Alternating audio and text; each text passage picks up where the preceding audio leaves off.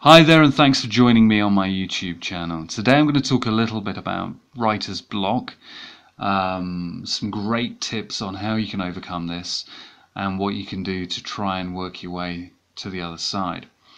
When we think of writer's block, we tend to think, especially if you're a writer yourself, that it's only affecting me and no one else in the world.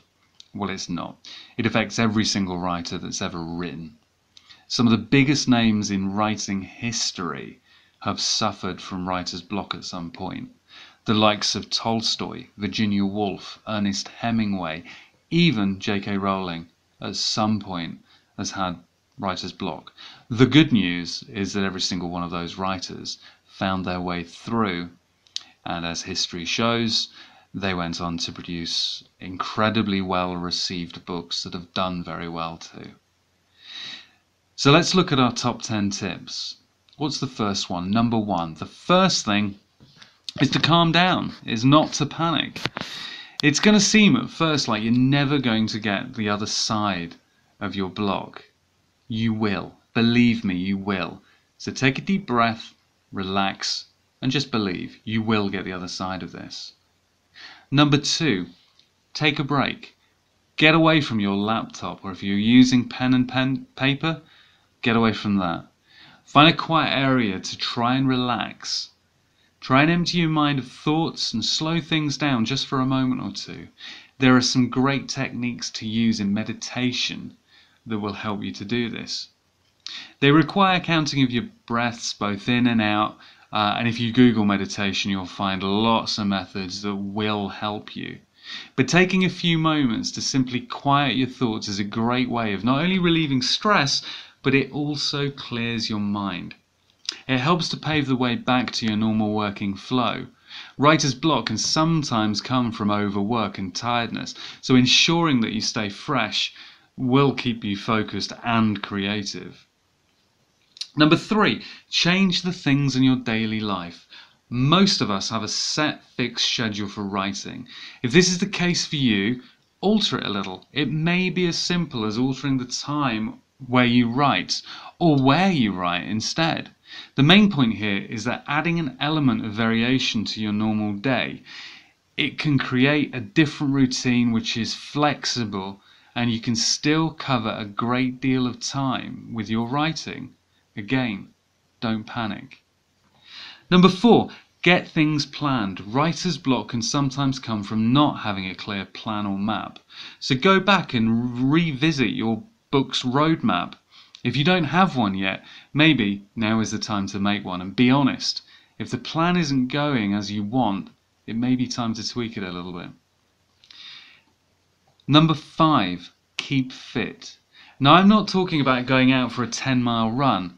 Just get out of your normal environment, get out into the fresh air, and even if it is going for a walk around the block, getting outside and using your muscles even gently can be the greatest stimulation and kickstart that you need. Number 6, mind maps. Take a plain piece of paper and start sketching, drawing, writing, doodling, even designing how great your book or story is. Look at where it's going and any changes you like to see. Doing this can be a great way to force out new ideas and give space to think outside of the box. Number 7, chatting. Take time to chat and talk with other individuals who are creative. Now this could be, as I say, as individuals or even in groups. It does help if they're writers, but even if they're not, they can still help to inspire you. You could consider joining a local creative writers group for that spark of inspiration too.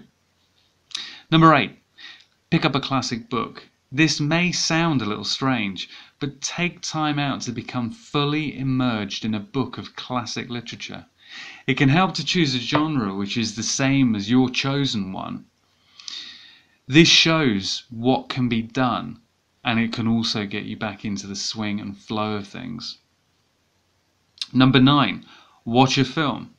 Get out the popcorn and sit down with a decent movie, or even a new one that you've not seen yet. It's amazing where inspiration can come from, and sometimes a film can be the spark you needed.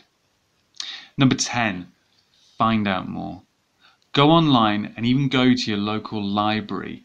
Further research for the final details within either your plot or the theme within the poetry you're writing is a surprising way of getting your creativity flowing once again. It's even a great idea to visit the location of where you're writing about.